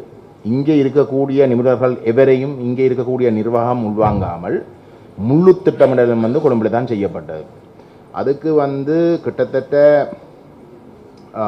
$1 பில்லியன் மாஸ்டர் பிளான் ஒன்று தயாரிக்கிறதுக்கு ஒதுக்கப்பட்டு அந்த மாஸ்டர் பிளான் வந்து ரெயின்ஃபாலையோ கிரேடியண்ட்டையோ பார்க்காமல் வந்து தயாரிக்கப்பட்டது. நான் பொறுப்போடு சொல்கிறேன் வந்து அந்த கூட்டம் யாழ்ப்பாணத்தில் வந்து அது நடைமுறைப்படுத்துறதுக்கு வந்து இங்கே பேசப்பட்ட பொழுது இங்கே இருக்கக்கூடிய நிபுணர்கள் வந்து அந்த ரெயின்ஃபாலையும் கிரேடியண்ட்டையும் வந்து பார்க்காமல் வந்து இந்த திட்டம் செய்யப்பட்டிருப்பது வந்து பாரிய பிரச்சனைகளை வந்து எதிர்காலத்தில் கொண்டு வரும் என்று சுட்டி காட்டப்பட்டும் அது கணக்கில் எடுக்கப்படாமல் அது இன்றைக்கு நடைமுறைப்படுத்தப்பட்டு முடிஞ்சு. சரிதானே? அப்போ இந்த விடயங்கள் ஒன்றும் பார்க்காமல் சொல்லப்பட்டதுக்கு பிறகும் சுட்டி காட்டப்பட்டதுக்கு பிறகும் அதில் ஒன்றும் பார்க்காமல் கொழும்பால வந்து அதை திணிக்கப்பட்டு இன்றைக்கு வந்து பாரிய மனிதர்களே உருவாக்கப்பட்ட ஒரு அனர்த்தமாக வந்து இன்றைக்கு இந்த வெள்ள பிரச்சனை வந்து யாழ் நகரத்துக்குள்ளே இருக்குது. இதுக்கு முதல் நாங்கள் பல தடவைகள் வந்து இந்த விஷயம் இந்த ஒருங்கிணைப்பு குழு கூட்டத்திலே வந்து நாங்கள் எழுப்பியிருக்கிறோம். ஆனால் ஒரு நடவடிக்கையும் எடுக்கப்படவில்லை. என்றால் உண்மையை சொன்னால் வந்து அது சம்பந்தமாக வந்து அண்டையான் அரசாங்கத்துக்கு வந்து தேவையில் இருந்திருக்கு. ஒரு சில நபர்களுக்கு வந்து வேறு நோக்கங்கள் இருந்ததால் வந்து இதுகள் ஒன்றும் தேடி இதுக்குரிய சரியான விளைவுகள் வந்து நாங்கள் எடுக்கவில்லை. தயவு செய்து வந்து உங்களுடைய அரசாங்கத்துக்கு கீழே நீங்கள் நடந்த விஷயங்கள் சம்பந்தமாக வந்து ஒரு ஆய்வுண்டை செய்தே ஆகணும். ஏனென்றால் இப்படிப்பட்ட நிதி வந்து யாழ்ப்பாணத்துக்கோ வடகிழக்குக்கோ லேசில் வந்து வராது. அப்போ கஷ்டப்பட்டு வந்து கிடைக்கிற நிதியையும் வந்து திட்டமிட்ட வகையில் வந்து மோசடி செய்கிற வகையில் மக்களுக்கு வந்து துரோகம் அளிக்கிற வகையில் வந்து திட்டங்கள் செய்வதுன்றதை வந்து ஏற்றுக்கொள்ளக்கூடிய ஒரு விஷயம் இல்லை. அதுவும் இங்கே இருக்கக்கூடிய நிர்வாகம் வந்து அதை சுட்டி காட்டியும் வந்து அதில் இருக்க குறைபாடுகளை வந்து சுட்டி காட்டி இவைக்கும் வந்து கணிசமான ரிஸ்க். இங்கே இருக்கக்கூடிய உத்தியோகர்கள் வந்து அப்படி துணிஞ்சு வந்து அந்த விஷயங்களில் இருக்க குறைபாடுகள் வந்து காட்டுற வந்து கணிசமான ரிஸ்க். அதால் அந்த காட்டினவர்கள் மீதும் வந்து கணிசமான பணிவாங்கலும் நடந்தும் இருக்கு. அவர்கள் இன்றைக்கு வந்து பேரை சொல்லி வந்து கதைக்கிறதுக்கும் பயப்படுறாங்க. சரி, அப்போ அப்படிப்பட்ட ஒரு மோசமான ஒரு நிலைமையை இன்றைக்கு உருவாக்கி இருக்கிற இடத்துல உங்களுடைய அரசாங்கம் வந்து இந்த ஊழல், இதுவும் ஊழலுக்குள்ளே தான் வருது, இதுவும் மோசடிக்குள்ளே தான் வருது. ஆகவே உங்களுக்கு ஒரு பொறுப்பு இருக்குன்னு வந்து இது எந்த வகையில் வந்து இந்த இம்ப்ளிமெண்டேஷன் நடந்தது, இது இருக்க குறைபாடுகளை வைத்து நீங்கள் ஒரு முழுமையான ஒரு அறிக்கை ஒன்று செய்து பேருந்து இந்த குறைபாடுகளை நிவர்த்தி செய்வதற்கு நீங்கள் தயவு செய்து வந்து நீங்கள் செயல்படணும். இல்லாட்டி யாழ்ப்பாணம் ஒரு நாளும் வந்து ஒரு மில்லேனியம் ப்ராஜெக்டோ இப்படியான கனவுகளை வந்து காண முடியாத ஒரு நிலைமை. ஏனென்றால் ஒரு சின்ன மலைக்கு வந்து யாழ்ப்பாணத்திலே மைய பிரதேசங்கள் வந்து இன்றைக்கு வெள்ளத்தால் வந்து பாதிக்கப்படுது. கௌரவ அமைச்சர்களுக்கு ஒரு வேண்டுகோள் என்னென்றால் இதுவரை காலம் நடந்த ப்ரொஜெக்டுகளின் லெசன் லேர்ன் டாக்குமெண்டை நாங்கள் கட்டாயம் எடுக்க வேணும். அது அமைச்சர் உறுப்பினர்கள் எத்தனாம் ஆண்டு நடந்துச்சு? ஜூடியே தான் செய்தது. அவர்கள் வந்து கௌரவ பாராளுமன்ற உறுப்பினர்கள் சொல்ல போது அங்கே தான் வச்சு எல்லாத்தையும் செய்தார்கள். எல்லா ப்ராஜெக்டும் இங்கே கூட அப்ரூவல் தெரியல. ஒரு சின்ன ஒரு ப்ராஜெக்ட்னாலும் அங்கே தான் எல்லாம் செய்தது. ஆளுநர் சொல்ற போல வந்து மாஸ்டர் பிளானை கூட வந்து ஒரு தனியார் நிறுவனத்துக்கு கொழும்புல இருக்கிற ஒரு நிறுவனத்துக்கு தான் கொடுத்ததே தவிர இங்கே இருக்கக்கூடிய எக்ஸ்பர்டீஸ் ஒன்றுமே கணக்கில் எடுக்க. இங்கே இருக்கிற ஆக்களோட கருத்து சொன்னாலும் வந்து அது முற்றுமுழுதான் வந்து புறக்கணிக்கப்பட்டது. அதனால பெரும்பாலும் நிதி கூட தங்களுக்கு செலவழிக்கப்படவில்லை. யாழ்ப்பாணம் செலவழிக்கப்படவில்லை. அப்புறம் திருப்பி அதை எடுத்து போட்டார்கள். அமைச்சர் அவர்களுக்கு என்னென்றால் வளமையான ஒரு ப்ரொஜெக்ட் மேனேஜ்மெண்ட்ல அதை வந்து நாங்கள் பிரைவேட் கம்பெனி ஒன்றைத்தான் எந்த ப்ரொஜெக்டா இருந்தாலும் பிரைவேட் கம்பெனி ஒன்று தான் நாங்கள் ஹையர் பண்றாங்க. அரசாங்கம் உதாரணத்துக்கு சுகாதார அமைச்சர் எடுத்துக்கொண்டாலும் சுகாதார அமைச்சில் ப்ரொஜெக்ட் மேனேஜ்மெண்ட்டுக்கு உரிய பிளானிங் யூனிட்ல ப்ரொஜெக்ட் மேனேஜ்மெண்ட் இல்லை. அப்ப இனி வர்ற காலத்துல இதுவரை காலம் நடந்ததுல நாங்கள் கட்டாயம் அலசி ஆராயணும். அப்ப சொல்லலாது ஒரு அரசாங்க அதிபர்கிட்ட மன உளைச்சலை ஏற்படுத்துறோம், அரசாங்க அதிபரை வந்து தனிப்பட்ட ரீதியில பார்க்கிறோம் என்று நாங்கள் யாரையுமே தனிப்பட்ட ரீதியில பார்க்க வேண்டிய எந்த தேவையும் எனக்கு இல்லை. பெரும்பாலான 5 வருஷத்துக்கு பிறகு அரசியல் செய்வேன்னு எனக்கு தெரியாது. அரசியல் ஆசைப்பட்டு நான் பதவிக்கும் வரையில்லை.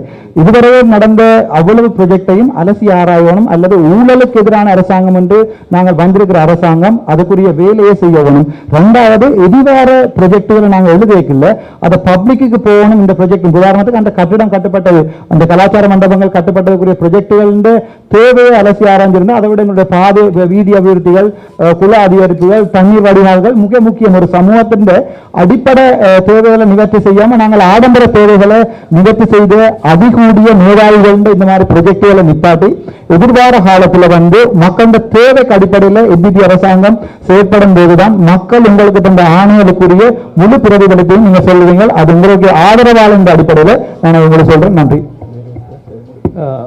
கல்வி அமைச்சர்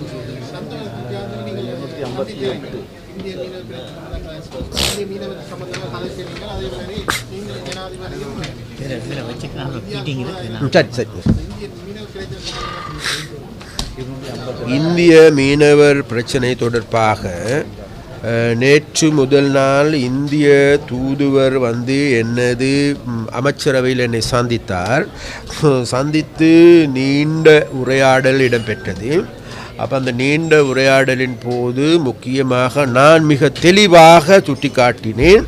அதாவது விசேடமாக வட மாகாணத்தில் மக்களுடைய பாதிப்பு என்ன, அதாவது இந்திய படகுகள் வருவதன் மூலமாக என்ன இடம்பெறுகின்றது. நான் ஒரு விடயத்தை அவருக்கு சொல்லி காட்டினேன். என்னென்றால் வேறு எதுவுமல்ல, இந்தியாவில் இருக்கின்ற ஒரு சில மக்களே கூறுகின்றார்கள், அது மாத்திரமல்ல இந்திய ஊடகவியலாளர்கள் கூறுகின்றார்கள், அவர்கள் நேரடியாக இந்த பிரதேசத்திற்கு வந்து அவர்கள் பார்த்து கொண்டிருக்கின்ற பொழுதே இந்திய தமிழ்நாட்டு மீனவர்களுடைய அடாவடித்தனத்தை அவர்கள் குளிர கண்டிருக்கின்றார்கள். அவர்களே சொல்லுகின்றார்கள், அவர்களுடைய பட்டன் ட்ரோலிங் செயற்படுகின்ற பொழுது தரை அதர்கின்றது என்று கூறுகின்றார்களே, அந்த அளவுக்கு அவர்களுடைய அனுபவங்கள் கூட இருக்கும். அதனால் வேண்டி அது மிகவும் தடுத்து நிறுத்தப்பட வேண்டிய ஒன்று என்று அவர்கள் அந்த ஊடகவியலாளர்கள் கூட குறிப்பிட்டிருக்கின்றார்கள். அது மாத்திரமல்ல, இந்திய மீனவர்கள், இந்திய மீனவ சங்கங்கள் இந்த பட்டன் ட்ரோலிங் அல்லது இந்த முறைக்கு கடுமையான எதிர்ப்பினை தெரிவிக்கின்றவர்கள் இருக்கின்றார்கள். அவர்கள் ஏதோ ஒரு வரையில் ஒடுக்கப்பட்டு அல்லது அவர்களுடைய குரல் வெளியே வராமல் இருக்கின்ற ஒரு தருவாயே இருக்கின்றது. அப்போ அதனால் வேண்டி நான் இந்திய தூதுவரை சந்திக்கின்ற பொழுது இந்த விடயங்களை நாங்கள் சுட்டி காட்டினோம். இந்தியாவுக்கு எதிரான நடவடிக்கையோ அல்லது நானும் கூட ஒரு இந்தியன் ஒரிஜின், ஆனாலும் கூட இன்றைக்கு இந்தியாவால் செய்யப்படுகின்ற வேலை என்பது, என்னிடம் ஒரு வல்வெட்டித்துறையை சார்ந்த ஒரு மீனவர் என்னிடம் வந்து கதைத்து அழுது கொண்டு குறிப்பிட்டார், சார் முடியும், நான் இதை தடுத்து நிறுத்துங்க அல்லது நாங்கள் குடும்பத்தோடு போயிட்டு கடலில் விழுந்து சாக போகிறேன்னு சொன்னார். அதையும் நான் சொன்னேன் தூதுவருக்கு. அப்போ இப்படியாப்பட்ட அழுத்தங்கள், இப்படியாப்பட்ட பிரச்சனைகள் இன்றைக்கு வந்திருக்கணும். அது மாத்திரமல்ல, நான் இன்னொரு விடயத்தை நான் சுட்டி காட்டினேன். அதாவது இன்றைக்கு முழு நாட்டையும் மக்கள் இன்றைக்கு தேசிய மக்கள் சக்தியிடம் ஒப்படைத்திருக்கின்றார்கள். அதே நேரத்தில் யாழ் மாவட்டத்தை ஒப்படைத்திருக்கின்றார்கள். வரலாற்றில் முதல் தடவையாக ஒப்படைப்பதில் பெரிய பங்காற்றியிருக்கின்றார்கள் மீனவர்கள். அது மாத்திரமல்ல, அவர்களுடைய பிரதான எதிர்பார்ப்புகள் ஒன்று தான், வேறு எதுவும் இல்லை. இந்த சட்டவிரோதமாக முன்னெடுக்கப்படுகின்ற நடவடிக்கைகள் நிறுத்த வேண்டும் என்கின்ற கோரிக்கை. அந்த கோரிக்கைக்கு ஏற்ப எங்களுக்கு இந்த சட்டவிரோதமாக கட்டவிழ்த்திடப்பட்டிருக்கின்ற இந்த ஆக்கிரமிப்பை தடுத்து நிறுத்தி தாருங்கள் என்று தான் நாங்கள் கேட்டுக்கொண்டோம். இருந்த போதிலும் கூட அவர்கள் அதை செவி மடுப்பது போல் செவி மடுத்து கொண்டாலும் கூட அவர்கள் வேறு வேறு பிரச்சனைகளும் கூட பேசினார்கள் என்பது உண்மை. அதில் அவர்கள் கூடுதலாக பேசிய விடயம் தான் வேறு எதுவுமல்ல. நாங்கள் இன்று கைது செய்யப்பட்டு சிறையில் அடைக்கப்பட்டிருக்கின்ற இந்திய மீனவர்கள் இருக்கின்றார்கள். அந்த மீனவர்கள் ஏன் விடுதலை செய்யவில்லை? இப்பொழுது நீங்கள் ஆட்சிக்கு வந்தது பிறகு அதிகமான மீனவர்கள் கைது செய்யப்படுகின்றார்கள். அவர்கள் வெறும் அப்பாவிகள், ஏழைகள், அதனால் அவர்களை விடுதலை செய்யுங்கள் என்று கேட்டுக்கொள்ளுகின்ற கருத்தை மாத்திரம்தான் கூடுதலாக வலியுறுத்தினார்கள். அதன் பொழுது நாங்கள் மிகவும் தெளிவாக குறிப்பிட்டோம், அவ்வாறு கைது செய்யப்பட்டவர்கள் நாங்கள் உடனடியாக விடுதலை செய்திருக்கின்றோம். அதே நேரத்தில் படகுகள் விடுவிக்கப்படுகின்றதும் விடுவிக்கப்பட்டிருக்கின்றது. அதே நேரத்தில் கடந்த 2-3 மாதங்களுக்கு முன்பு ஒரு இராணுவ நேவியில் ஒருவர் இறந்தும் போய்விட்டார். அந்த சம்பவத்திற்காக கைது செய்யப்பட்டு இருக்கின்றவர்களுக்கே இன்றைக்கு வழக்கு தொடுக்கப்பட்டு விசாரிக்கப்பட்டு வருகின்றது. அது சட்டத்தினுடைய செயற்பாடு, நீதிமன்றத்தினுடைய செயற்பாடு, அதற்கு எங்களுடைய செயற்பாடு அல்ல. அதனால் அதில் நாங்கள் தலையிடுவது இல்லை. இருந்த போதிலும் கூட எதிர்வரும் நாட்களில் எங்களுடைய ஜனாதிபதி இந்தியாவுக்கு செல்லுகின்றார். இந்தியாவுக்கு செல்லுகின்ற பொழுதும் கூட நாங்கள் நினைக்கின்றோம் இது சம்பந்தமாக அவர்கள் நிச்சயமாக பேசுவார்கள். நான் நினைக்கின்றேன் ஜனாதிபதி அனுர்குமார் திசாநாயக் அவர்கள் மிக தெளிவான விளக்கத்தை இம்முறை இந்தியாவுக்கு அளிப்பார் என்று நாங்கள் எதிர்பார்க்கின்றோம். பார்ப்போம். நாங்கள் இதை தடுத்து நிறுத்தப்பட வேண்டிய ஒன்று, தடுத்து நிறுத்த முடியும் என்கின்ற நம்பிக்கையும் இருக்கின்றது. அதற்கு இனி நாங்கள் உங்களுடைய பூரணமான ஒத்துழைப்பை நாடுகின்ற பொழுது இதை வேறு விதமாக திருப்பிப்படுத்தி இந்தியாவுக்கும் இலங்கை அரசாங்கத்துக்கும் ஏதோ போராட்டம் வெடிக்கப் போகின்றது என்கின்ற தோரணையில் தயவு செய்து எழுத வேண்டாம். நமது கஷ்டங்களை, நமது துன்பங்களை, அதாவது மீனவர் படுகின்ற வேதனைகளை எழுதினாலே போதும், நிச்சயமாக அவர்கள் ஒரு மாற்றமான முடிவினை எடுக்க வேண்டி வரும். அதனால் வேண்டி அவ்வாறான மீனவர்களுடைய பிரச்சனையை கூடுதலாக பேசுகின்றவர்களாகவே நாங்கள் மாற வேண்டும். சீன அரசாங்கம் கொடுக்கப்பட்ட அரசாங்கத்தில் வடக்கு கொடுக்கப்பட்ட நிதி, அதை இந்த அரசாங்கம் மீளப்பெற்ற புறப்பரப்பாக ஒரு தகவல் சொல்லப்பட்டது. குறிப்பாக பூனேரி நகர திட்டப்பணி சம்பந்தமாக ஒதுக்கப்பட்டது. கடந்த அரசாங்கத்தில் வடக்கு அபிவிருத்திக்காக 500 மில்லியன் ரூபாய் ஒதுக்கப்பட்டது. இல்லை, இப்போ எங்களுக்கு எல்லோருக்குமே தெரியும், எந்த ஒரு அரசாங்கமாக எடுத்துக்கொண்ட போதிலும் கூட நிதி ஒதுக்கீடு செய்கின்ற பொழுது எல்லா நிதி ஒதுக்கீடுகளும் டிசம்பர் மாதம் 31ஆம் தேதியோடு எல்லாம் முடிவுறுத்தப்படும். அதுதான் அரசாங்கத்தில் இருக்கின்ற நிதி ப்ரொசீஜர்.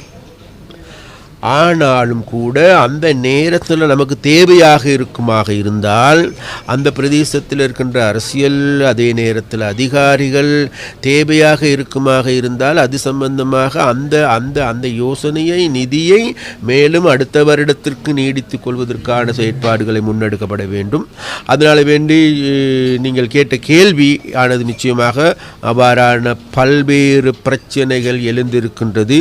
இந்த பிரச்சனைகளுக்கு எல்லாமே எதிர்வரும் காலங்களில் ஒவ்வொன்றாக கேள்வி கணைகளாக தொடுக்கப்பட்டு இதனுடைய உண்மைத்தன்மையை மக்களுக்கு வெளிப்படுத்துகின்ற நடவடிக்கையை நாங்கள் எடுப்போம் என்று கூறிக்கொண்டு, அதற்காக உங்களுடைய உதவியும் தேவை. என்கிட்ட எங்களால் மாத்திர முடியாது. அதனால் அப்படியாப்பட்ட தகவல்கள் இருக்குமாக இருந்தால் சரியான தகவல்களை எங்களுக்கு பெற்று தாருங்கள். நிச்சயமாக எதிர்வரும் காலங்களில் பல இடங்கள் இருக்குது. மாவட்ட அபிசபை குழுவின் மூலமாகவும் பேச முடியும், அதே நேரத்தில் பாராளுமன்றத்தில் ஊடாகவும் பேச முடியும், அதே நேரத்தில் தனிப்பட்ட ரீதியாகவும் இவைகளை பேச முடியும். அதனால் வேண்டி அதற்கான ஒத்துழைப்பை நீங்கள் தாருங்கள் என்று தான் நாங்கள் கேட்டுக்கொள்வோம்.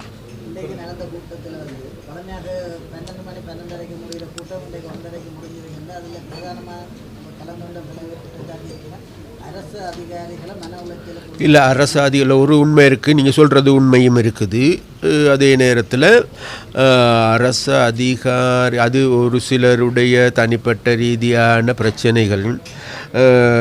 அதே நேரத்தில் ஒரு விடயம் இருக்கின்றது என்னென்னா, கேள்விகள் கேட்பதற்கான உரிமை இருக்குது.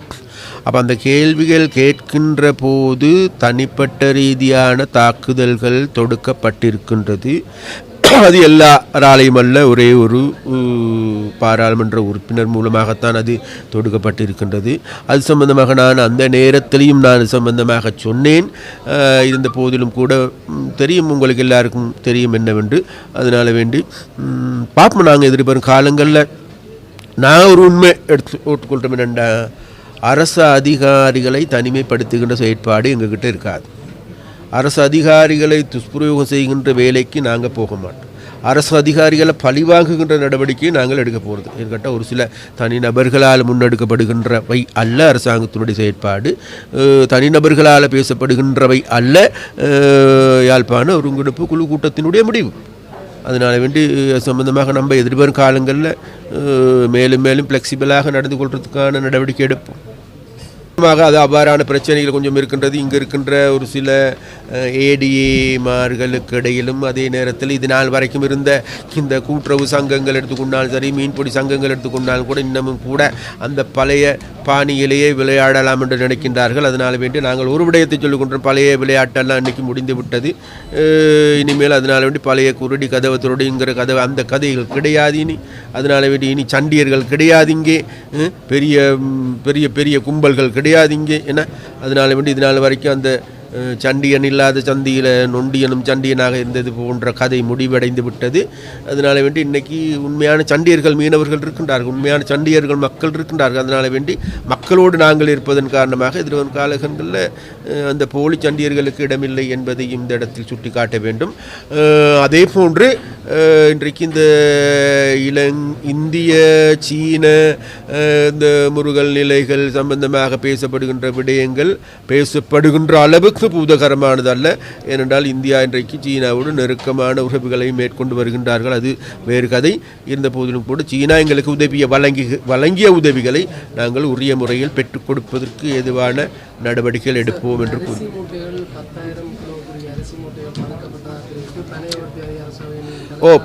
பதுக்கப்படவில்லை. ஒரு விடயம் இருக்கின்றது. ஏனென்றால் ஒரு வீணான பலிகளையும் சுமத்தக்கூடாது. அதாவது இங்கு இருக்கின்ற மீன்பிடி துறையை சார்ந்த அதிகாரிகள் குறைபாடு அல்லது வேறு விதமாக இருந்திருக்கலாம். இருந்த போதிலும் கூட கடந்த தேர்தலின் பொழுது பொதுவான ஒரு அறிக்கை ஒன்று இருக்கின்றது. தேர்தல் காலத்தில் இவ்வாறான கொடுப்பனவுகள் மானியங்கள் வழங்கக்கூடாது, முடியாது. அந்த நிலைமைகளுக்கு ஏற்ப தடுத்து வைக்கப்பட்டிருக்கின்றன. அவைகள் கால ஓட்டத்தில் மக்களுக்கே வழங்குவதற்கான ஏற்பாடுகள் முன்னெடுப்போம். அது சம்பந்தமாக இன்றைக்கு அவர் ஒரு மீடியா கான்ஃபரன்ஸ் ஒன்று செய்கிறார். வணக்கம் எல்லோருக்கும். இன்று எனது தலைமையின் கீழ் இடம்பெற்ற முதலாவது யாழ் மாவட்ட அபிவிருத்தி ஒருங்கிணைப்பு குழு கூட்டம். இந்த கூட்டம் மிகவும் ஆரோக்கியமாக நல்ல முறையில் இடம்பெற்றது என்பதே என்னுடைய கருத்து. இதன் பொழுது பல்வேறு விடயங்கள் பேசப்பட்டன. அந்த பேசப்பட்ட விடயங்கள் பல்வேறு முடிவுகளும் எடுக்கப்பட்டன. அது மாத்திரமல்ல, இந்த கூட்டத்தில் எல்லா அரசியல் கட்சி தலைவர்களும் கலந்து கொண்டார்கள். பாராளுமன்ற உறுப்பினர்களான ஸ்ரீதரன் அவர்கள், கஜேந்திரகுமார் பொன்னம்பலம் அவர்கள், அதே போன்று அர்ஜுனா அவர்கள், எங்களுடைய கட்சியினுடைய உறுப்பினர்களான பவானந்த ராஜா, ஸ்ரீதரன், ரஜீவன், இளங்குமரன், அதே போன்று மாகாண சபையினுடைய தவிசாளர் CVK சிவஞானம் உள்ளிட்ட பலரும் கலந்து கொண்டார்கள். அதே போன்று எல்லா நிறுவனங்களையும் சேர்ந்த இந்த அரசு அதிகாரிகள், பணிப்பாளர்கள் கலந்து கொண்டார்கள். அதே போன்று இன்று இந்த இடத்தில் கூடுதலாக பேசப்பட்ட விடயம் கடந்த வருடத்தில் ஒதுக்கப்பட்ட நிதி, அது எந்த அளவுக்கு எமது அபிவிருத்தி நடவடிக்கைகள் முன்னெடுக்கப்பட்டிருக்கின்றது, எவ்வாறான அபிவிருத்திகள் முன்னெடுக்கப்பட வேண்டும் என்பது தொடர்பாக வாத விவாதங்களோடு பேசப்பட்டது. அதே போன்று மாவட்ட அபிவிருத்தி சபை குழுவுக்கு பல்வேறு முன்மொழிவுகளும் கிடைத்தன. அப்போ அந்த முன்மொழிவுகள் அனைத்தையும் கவனமாக செவிமடுக்கப்பட்டிருக்கின்றது. மாவட்டத்தில் அடுத்து மாகாண சபையின் மூலமாக இயங்குகின்ற அபிவிருத்தி வேலை திட்டங்கள் அனைத்தும் இன்று கருத்துரைக்கப்பட்டது. அது மாத்திரமல்ல, அண்மை காலங்களில் ஏற்பட்ட வெள்ளப்பெருக்கின் காரணமாக ஏற்பட்ட அழிவுகள் தொடர்பாகவும், அதே போன்று அவைகளுக்கு மானியம் வழங்கியது தொடர்பாகவும் அனைத்து விடயங்களும் பேசப்பட்டது.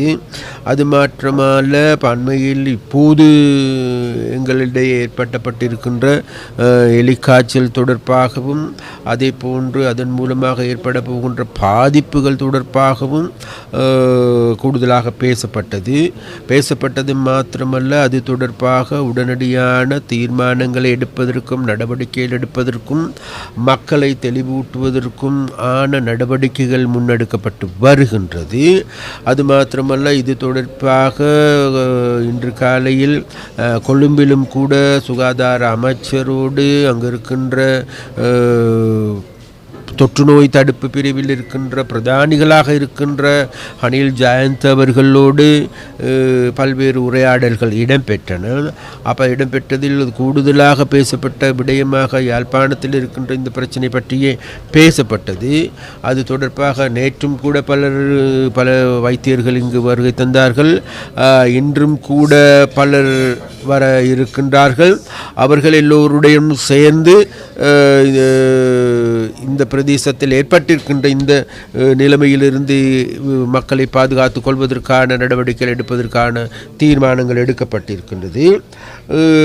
அதே போன்று இந்த பிரதேசத்தில் மீண்டும் பூதகரமாக கடந்த காலங்களில் பேசப்பட்டு வந்த காணி விடுவிப்பு சம்பந்தமான பிரச்சனை பேசப்பட்டது. அது மாத்திரமல்ல, எதிர்வரும் காலங்களில் எதிர்வரும் நாட்களில் இந்த காணி விடுவிப்புகள் அனைத்தையும் நியாயமான கோரிக்கைகள், அதில் எந்த விதமான முரண்பாடுகள் கிடையாது. அவைகளை நாங்கள் கூடுதலான கவனத்தில் எடுத்து உண்மையிலே எங்களுடைய அரசாங்கத்தின் நடவடிக்கையாக அவைகளை சாதகமான முடிவுகள் எடுக்க வேண்டும் என்று ஒருங்கிணைப்பு குழு முடிவு செய்திருக்கின்றது. அந்த முடிவினை சரிவர நடைமுறைப்படுத்துவதற்கு ஏதுவான நடவடிக்கைகளை நாங்கள் பாராளுமன்றத்துக்கு கொண்டு செல்வதற்கும், அதே போன்று கேபினட் சபையில் சம்பந்தமாக பேசுவதற்கான நடவடிக்கைகளை நாங்கள் எடுத்திருக்கின்றோம். அதே போன்று வீதி புனரமைப்பு வேலைகள் சம்பந்தமாக கூடுதலாக பேசப்பட்ட விடயமாக இருக்கின்றது. அந்த வீதி புனரமைப்பு வேலைகள் எடுத்துக்கொண்டாலும் சரி, அதே போன்று விவசாயிகளுக்கு மானியம் வழங்குகின்ற பிரச்சனை எடுத்துக்கொண்டாலும் சரி, விவசாயிகள் முகம் கொடுக்கின்ற சந்தை ரீதியான பிரச்சனைகள் எடுத்துக்கொண்டாலும் சரி, இந்த அனைத்து பிரச்சனைகளும் யாழ் மாவட்டத்தில் இருக்கின்ற மக்கள் முகம் கொடுக்கின்ற பிரச்சனை அனைத்தும் பேசப்பட்டது. அது மாத்திரமல்ல, நகர அபிவிருத்தி தொடர்பாகவும் நகரத்தில் ஏற்பட்டிருக்கின்ற பல்வேறு குளறுபடிகள் தொடர்பாகவும், அதே போன்று நகர சபை கட்டிட நிர்மாண வேலைகள் தொடர்பாகவும், அதை முடிவுக்கு கொண்டு வருவது எப்படி என்கின்ற பிரச்சனை தொடர்பாகவும், அதற்கு நிதிகளை பெற்றுக்கொள்கின்ற பிரச்சனைகள் எடுத்துக்கொண்டாலும் கூட இவ்வாறான பல்வேறு பிரச்சனைகள் பேசப்பட்டன. அந்த பேசப்பட்ட விடயங்களுக்கு அனைத்து பாராளுமன்ற உறுப்பினர்களும் கட்சி தலைவர்களும் தாங்களுடைய சாதகமான கருத்துக்களை வெளியிட்டார்கள். அதே போன்று அதிகாரிகளிடம் கேள்வி தொடுக்கின்ற ஒரு நிகழ்வாக இது மாறியிருந்தது. வரவேற்கத்தக்க கூடிய விடயம். ஏனென்றால் அதாவது மக்களுடைய பணம், மக்களுடைய வரிப்பணம், மக்களுடைய வரிப்பணத்தில் இவ்வாறான அபிவிருத்தி திட்டங்கள் முன்னெடுக்கப்படுகின்ற பொழுது பாராளுமன்ற உறுப்பினர்கள் என்ற வகையில் அந்த விடயங்களை அலசி ஆராய்ந்து A to Z வரைக்கும் கேள்விகளாக கேட்டு சரிவர மக்கள் நலன் சார்ந்த திட்டங்களாக மாற்றிக்கொள்ளுகின்ற நடவடிக்கையை முன்னெடுப்பதே இதனுடைய நோக்கமாகவும் இருக்கின்றது. அந்த வகையில் மிகவும் ஆரோக்கியமான உரையாடலாகவே கூட்டமாகவே இந்த கூட்டம் இடம்பெற்றது என்பதை குறிப்பிட்டு கொண்டு நாங்கள் எதிர்பார்க்கின்றோம் யாழ்ப்பாண அபிவிருத்தி குழுவின் தலைவர் என்ற வகையில் எதிர்வரும் காலங்களில் விசேடமாக 2025ஆம் ஆண்டு என்பது ஒரு காலத்தில் சொன்னார்கள் வடக்குக்கு வசந்தம் என்று பல்வேறு கதைகளை சொன்னார்கள். ஆனால் உண்மையிலேயே வடக்குக்கு வசந்தம் 2025ஆம் ஆண்டுக்கு பிறகுதான் பிறக்கப் போகின்றது. அந்த வகையில் எதிர்வரும் காலங்களில் நிதி ஒதுக்கீடு செய்யப்படுகின்றது. அந்த நிதி ஒதுக்கீடுகளில் கூடுதலான நிதி கிராமங்களை நோக்கியதாக இருக்கும். கிராமப்புறங்களில் வீதிகளை புனரமைக்கின்ற வேலைகள், கிராம குளங்களை புனரமைக்கின்ற வேலைகளை முன்னெடுக்கின்ற, அதே போன்று கிராமிய மக்களுடைய வாழ்க்கை தரத்தை உயர்த்துகின்ற நடவடிக்கைகள், அதே போன்று மீனவர்களுடைய வாழ்க்கையை முன்னேற்றுகின்ற நடவடிக்கையில் மீனவர்கள் முகம் கொடுக்கின்ற பல்வேறு பிரச்சனைகள் இருக்கின்றது, நெருக்கடிகள் இருக்கின்றது. அந்த நெருக்கடிகளுக்கான தீர்வினை பெற்றுக்கொடுப்பதற்கு ஏதுவான செயற்பாடுகளை முன்னெடுப்பதற்கு நாங்கள் தீர்மானித்திருக்கின்றோம். அதே போன்று உங்களுக்கு எல்லோருக்குமே தெரியும், முல்லைத்தீவு மாவட்டத்தில் அங்கு இருக்கின்ற மக்களுடைய நீண்ட நாள் கோரிக்கை வேறு எதுவுமல்ல, வட்டுவாகல் பாலம் சம்பந்தமான பிரச்சனை. அதே போன்று அந்த பிரச்சனை சம்பந்தமாக மக்களுடைய கோரிக்கை, அப்போ அந்த கோரிக்கையை அவர் நிறைவேற்றுவார் என்கின்ற பேச்சுக்கள் மாத்திரம்தான் இருந்தது தவிர அது சம்பந்தமான ஆரோக்கியமான முடிவுகள் எதுவும் எடுக்கவில்லை. அதனால் நாங்கள் பார்க்கின்றோம், நிச்சயமாக இப்பொழுது எமது நாட்டுக்கு பல்வேறு நாடுகளிலிருந்து பல்வேறு உதவி திட்டங்கள் வந்து கொண்டிருக்கின்றது. பல்வேறு நாடுகள் மேலும் உதவி திட்டங்களை செய்வதற்கு முன் வந்திருக்கின்றார்கள். அதனால் அந்த வேலை திட்டங்களை முன்னெடுப்பதற்கு விசேடமாக ஆளுநர் அதற்கான கூடுதலாக அக்கறை காட்டி செயல்படுகின்ற ஒருவராக இருக்கின்றார். அந்த வகையில் அவருடைய ப்ரொபோசல், நூற்றுக்கணக்கான ப்ரொபோசல் இன்றைக்கு எங்களுடைய கேபினட் சபையில் நாளைக்கு பேசப்படுகின்ற விடயங்களாக மாறி இருக்கின்றது. அந்த வகையில் எதிர்வரும் ஆண்டு என்பது மிகவும் ஒரு முக்கியமான ஆண்டாக இருக்கும். அதே போன்று இது நாள் வரைக்கும் இருந்த ஆட்சியாளர்கள் சம்பந்தமாக எடுத்துக்கொண்டாலும் சரி, நிர்வாகிகள் எடுத்துக்கொண்டாலும் சரி, அதுகள் குறை நிறைகள் இருக்கலாம். நாங்கள் சொல்லுகின்றோம், அந்த குறை நிறைகளை இனியும் பேசிக் கொண்டிருப்பதன் மூலமாக எந்த விதமான பயன்பாடுகளும் கிடையாது. அதனால் அந்த குறைபாடுகளை நிவர்த்தி செய்கின்ற அதே நேரத்தில் எதிர்வரும் காலங்களில் ஆரோக்கியமான ஒரு திடலை நோக்கி செல்லுகின்ற ஆரோக்கியமான அதிகாரிகளுடைய அல்லது அவர்களுடைய மனநிலை எடுத்துக்கொண்டால் சரி, ஒருவருக்குரிடையே இருக்கின்ற பரஸ்பர உறவுகளை பலப்படுத்திக் கொள்ளுகின்ற நடவடிக்கைகளை எடுப்பதே எங்களுடைய நோக்கமாக இருக்கின்றது. அதனால் அந்த நோக்கத்தை அடைவதற்கு நிச்சயமாக நாங்கள் எங்களுடைய யாழ் மாவட்ட ஒருங்கிணைப்பு குழு கூட்டத்தை அல்லது அந்த குழுவினை சரிவர நடைமுறைப்படுத்துவோம் என்று நாங்கள் உறுதியளிக்கின்றோம் யாழ் மாவட்டத்தில் வாழ்கின்ற மக்களுக்கு. அதே போன்று அதற்கு பூர்ணமான உதவியை எங்களுக்கு ஊடகவியலாளர்கள் பெற்றுத்தர வேண்டும். விசேடமாக நான் இன்றும் கூட இப்போதும் கூட கேட்டுக்கொள்கின்ற விடயம்தான், இன்றைக்கு நீங்கள் அனைவருமே கூடுதலாக பேசப்பட வேண்டிய பிரச்சனையாக இருப்பது வேறு எதுவுமல்ல, எலி காய்ச்சல் சம்பந்தமான, மர்ம காய்ச்சல் சம்பந்தமான மக்களை பயமுறுத்துகின்ற சுகாதார அதிகாரிகள் சொல்லுகின்றார்கள், எந்த விதமான பயமோ அச்சமோ தேவையில்லை. உடனடியாக தாங்களுக்கு ஏதாவது நோய் அறிகுறிகள் தென்படுமாக இருந்தால் உடனடியாக வைத்தியசாலைக்கு சென்று தாங்களுக்கு சிகிச்சைகளை